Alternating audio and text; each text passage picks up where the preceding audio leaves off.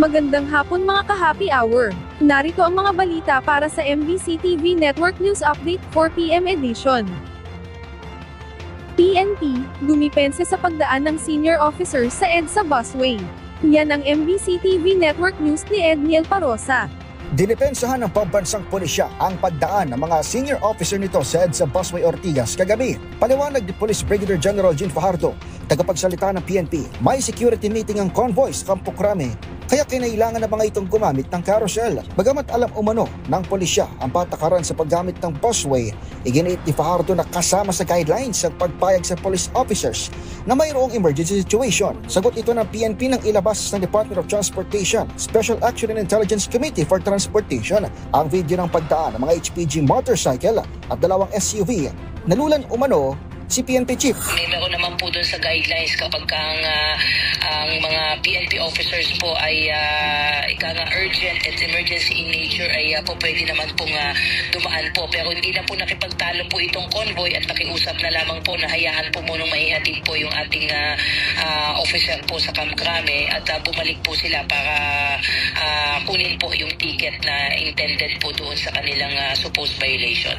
Pero tumanggi na si Fajardo na pangalanan kung sinong senior officer officials ang laman ng mga sasakyan. For security reason po ay hindi na po natin i-divulge ang identities po ng mga laman po ng convoy.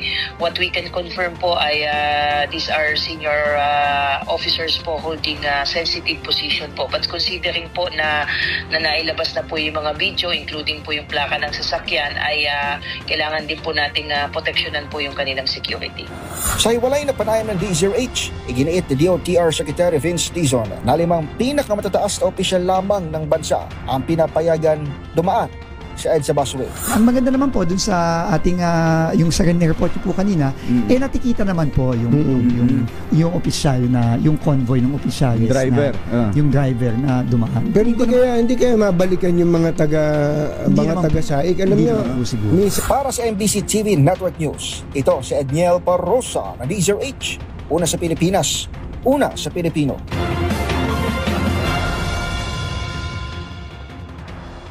Samantala, mahigit 400 katao, arestado sa panibagong Pogo raid sa Pasay City. Naaresto ang mahigit 400 katao na pinaghihinalaang nagtatrabaho sa Philippine Offshore Gaming Operator Hub sa panibagong raid sa Pasay City. Pinangunahan ng Presidential Anti-Organized Crime Commission, Philippine National Police Criminal Investigation and Detection Group, at iba pang ahensya ng pamahalaan ang operasyon sa isang kondominium na malapit lamang sa headquarters ng National Bureau of Investigation. Ayon kay POC spokesman Winston Casio, ang naturang hub ay sangkot sa ilang network ng Pogo operations sa buong bansa.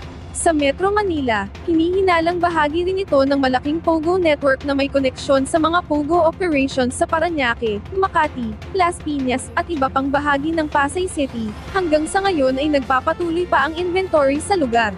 Inaasahan namang ilalabas ng mga otoridad ang opisyal na datos ukol sa nangyaring raid, kasama na ang kabuuang bilang ng mga dayuhang manggagawa na umano'y sangkot sa naturang operasyon.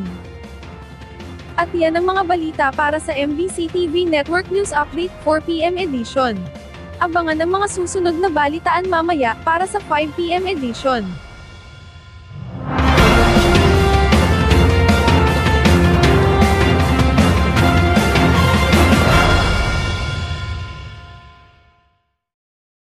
Mga ka-happy hour, kung gusto mong manood ang mga balita sa MBC TV Network News Update, mag-subscribe sa aming YouTube channel, i-like ang aming Facebook page, at i-follow sa aming TikTok account.